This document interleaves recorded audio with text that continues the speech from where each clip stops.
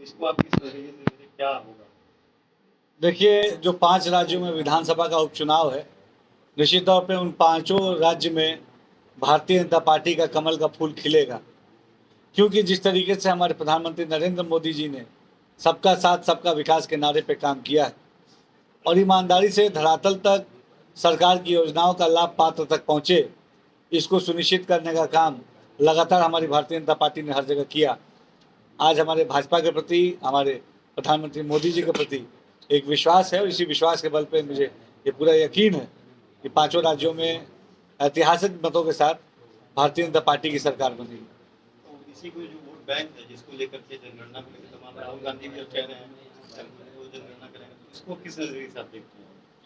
देखिए, कांग्रेस पार्टी हो या चाहे कोई भी विपक्षी दल हो, इसने हमेशा समाज को गुमराह रख के और सत्ता के सुख हासिल करने के लक्ष्य से काम किया है।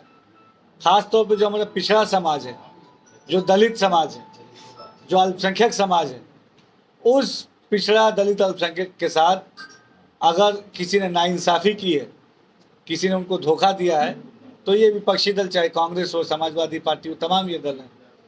क्योंकि जब इनकी सरकारें थीं, जब केंद्र में कांग्रेस की सरकार थी, तो पूरे देश ने देखा कि किस तरीके से उन्होंने पिछड़ों के अधिकारों का हनन किया, पिछड़ों को सरकारी योजनाओं से दूर रखने का काम किया, अल्पसंख्यक समाज का वोट लेके उन्हें गुमराह करने का काम किया।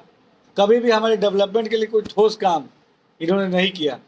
लेकिन 2014 के बाद से केंद्र सरकार में प्रधानमंत्री मोदी जी ने सबका साथ सबका विकास के नाम के नारे पे काम किया और ख़ास तौर पे हमारे दलित भाई, पिछड़े भाई और अल्पसंख्यक समाज को उन्होंने वोट बैंक के चश्मे से ना देख के विकास के जोड़ने के लक्ष्य से काम किया।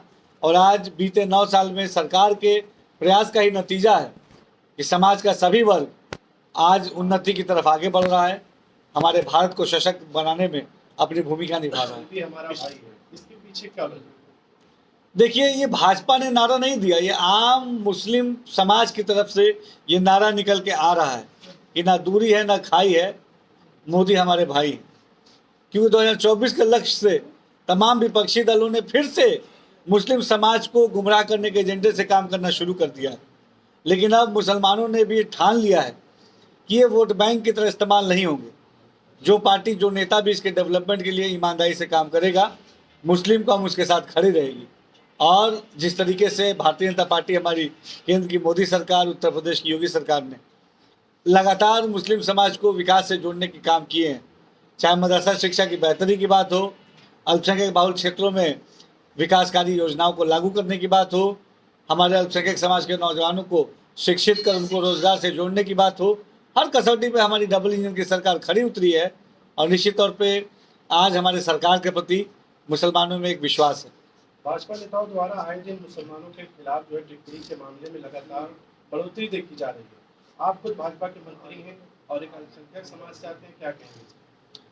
देखिए, समाज हमारा प्यार मोहब्बत से आगे बढ़े और भारतीय जनता पार्टी का लक्ष्य समाज की एकता, समाज का विकास और समाज में भाईचारा बनाए रखने के लिए हमेशा हमने समाज को बेहतर दिशा में आगे बढ़ाने की नीयत से और बढ़ाने के लक्ष्य से काम किया है। निश्चित तौर पे हमारे तमाम सकारात्मक प्रयास से, हमारे प्रधानमंत्री जी के नेतृत्व में, उत्तर प्रदेश में हमारे मुख्यमंत्री योगी आदित्यनाथ जी के नेतृत्व में हमेशा समाज में एक संतुलित माहौल बनाने का जो हमने काम किया, वो लगातार वो प्रयास हमारा सफल है।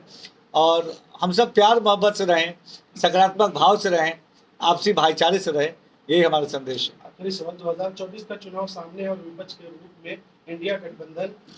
देखिए, जो इंडिया अलायंस की आप बात कर रहे हैं, वो गठबंधन केवल और केवल अपनी निजी राजनीतिक स्वार्थ को पूरा करने के लिए किया गया।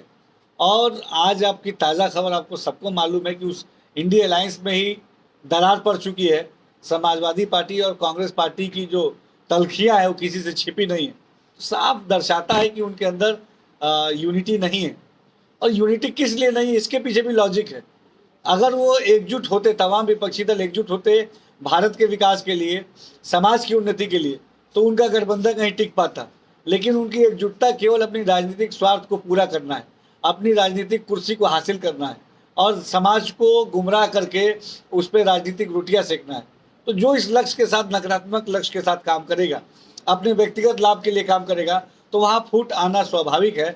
लेकिन प्रधानमंत्री मोदी जी के नेतृत्व में भारतीय जनता पार्टी ईमानदारी से हमारे समाज के विकास, उन्नति और तरक्की के लिए काम कर रही है।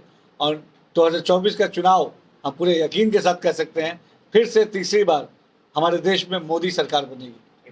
तो आप किस नजरिए से देखिए, ये अंतर्राष्ट्रीय मसले पे हमारे देश के प्रधानमंत्री जी ने, विदेश मंत्री जी ने अपने राय को रखा है और जो भी उनकी राय है वो देश की राय है।